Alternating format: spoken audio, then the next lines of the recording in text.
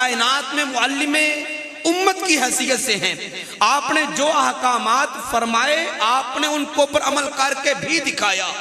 چونکہ سرکار کو خالق کائنات نے پوری امت کے لیے رہبر کی حیثیت سے بھیجا اور پوری امت کے لیے خالق کائنات نے محبوب کو رحمت بنا کے بھیجا. آپ زمین والوں کے بھی نبی ہیں, آسمان والوں کے بھی نبی ہیں. ہر ایک کے لیے خالق کائنات نے آپ کو رحمت بنا کے بھیجا. آپ نے ہر بے کس کے سر کے اوپر ہاتھ رکھا, ہر یتیم کا سرکار سہارا بنے, ہر بے سہارے کو سرکار نے سہارا دیا اور ہر ٹوٹے ہوئے دل کو آپ نے جوڑا اور ہر غم زدہ بندے کے غم کو سرکار نے دور کیا. چونکہ سرکار کی تعلیمات میں یہ ساری بات ہمیں ملتی ہے اور سرکار کے کردار میں ہمیں یہ بات ملتی ہے. تو سرکار سے یہ فیض لے کر حضور نظام الدین اولیاء پھر لوگوں کی بے کسی دور کر رہے ہیں, لوگوں کا سہارا بن رہے ہیں. لوگ یتیم تھے تو یتیموں کے سر کے اوپر آپ ہاتھ رکھ رہے ہیں, بے سہارا تھے تو ان کو سہارا بن رہے ہیں. حضرات ذوالفقار حضور والی کائنات صلی اللہ علیہ وسلم کی شان والا شان اور آپ کی ذات والا شان, آپ کے اندر یہ بات خالق کائنات نے پہلے ہی دن سے رکھ دی تھی کہ آپ در یتیم بن کر آئے. ایک ہوتا ہے یتیم اور ایک ہوتا ہے در یتیم. یتیم تو وہ جس کے والد صاحب دنیا میں بچپن میں انتقال کر جائیں, جو بے سہارا بچہ اس کو یتیم کہتے ہیں. در یتیم وہ ہوتا ہے جو یتیموں کے سر کے اوپر ہاتھ رکھنے والا ہو.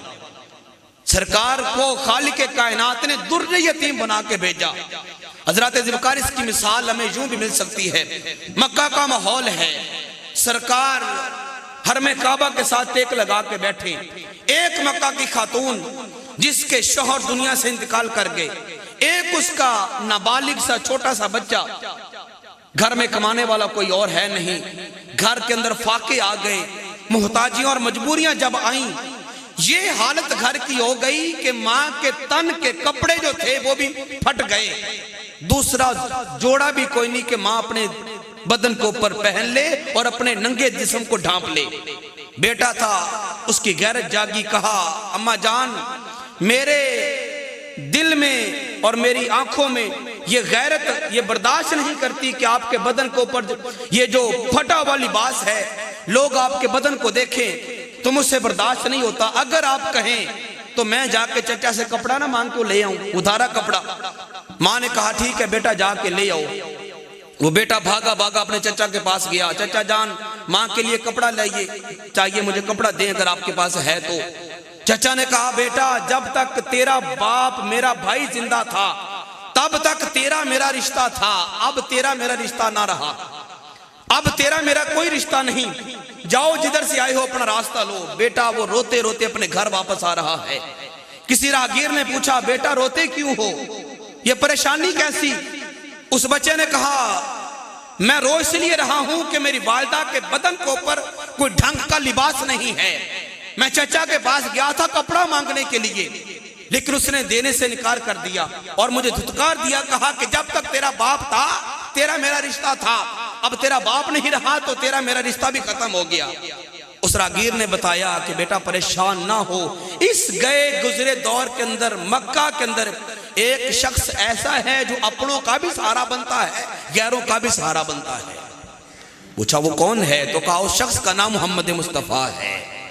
جاؤ اس کے دربار میں, اگر کپڑا مانگو گے کپڑا ملے گا, عزت مانگو گے عزت ملے گی, یہاں تک کہ جنت مانگو گے اس در سے جنت بھی مل جاتی ہے.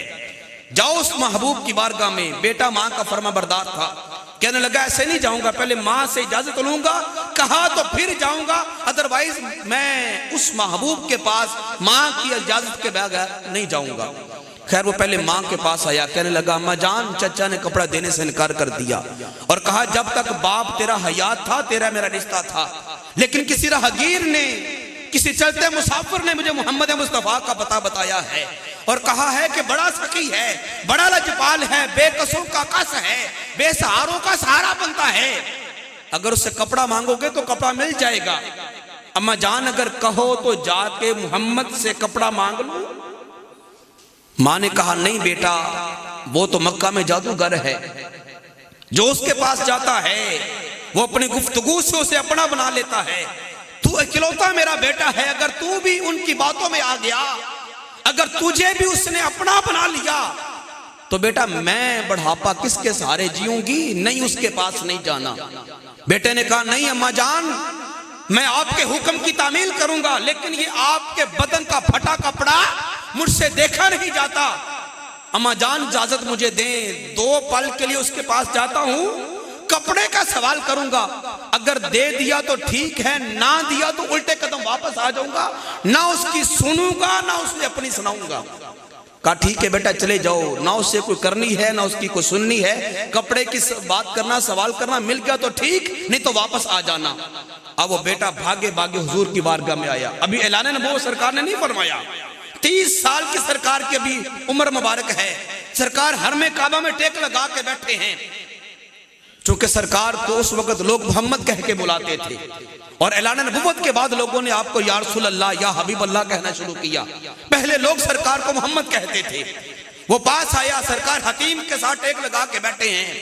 اس نے کہا اے محمد، میں آپ کے پاس آیا ہوں اس غرض سے کہ مجھے کپڑا چاہیے، اگر ہے تو دے دو، اگر نہیں ہے تو ابھی واپس جاتا ہوں، نہ کوئی بات سنوں گا نہ اپنی بات کوئی کروں گا۔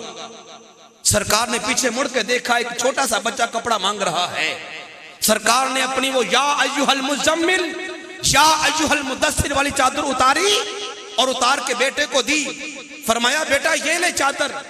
وہ بیٹا کپڑا لے کے واپس آ گیا، ماں کے تن کے اوپر دیا، جسم ڈھپ گیا۔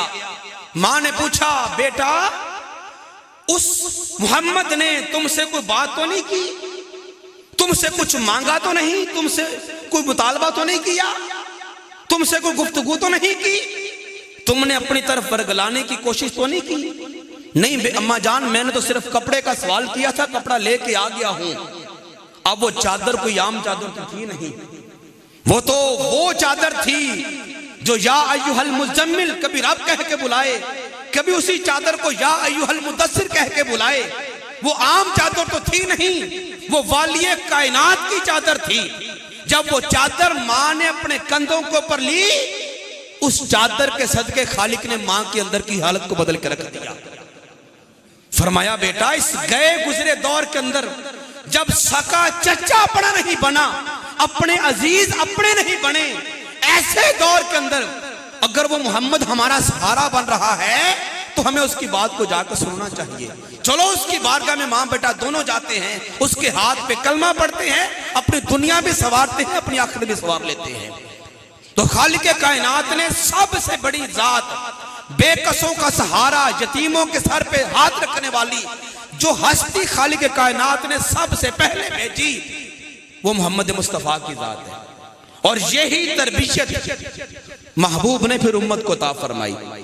چونکہ ہمارا موضوع حضور نظام الدین اولیاء رضی اللہ تعالی عنہ کے حوالے سے ہے، بے کسوں کا سہارا بننا، یتیموں کے سروں پہ ہاتھ رکھنا، اور بیواؤں کی خدمت گزاری کرنا، اور محتاجوں کی مدد کرنا، جو بندے کسی مشکل میں ہیں ان کا سہارا بننا، یہ سرکار کے اولین اعمال تھے۔ حضرات ذوالفقار یہ وہ اعمال ہیں جو سرکار کو فرائض سے بھی زیادہ محبوب تھے۔ نماز پنجگانہ فرض ہے، رمضان کے روزے رکھنا فرض ہے، لیکن ان فرائض سے بھی زیادہ افضل اور زیادہ محبوب سرکار کو جو عمل پسند تھا وہ لوگوں کی خدمت گزاری تھی۔ خدمت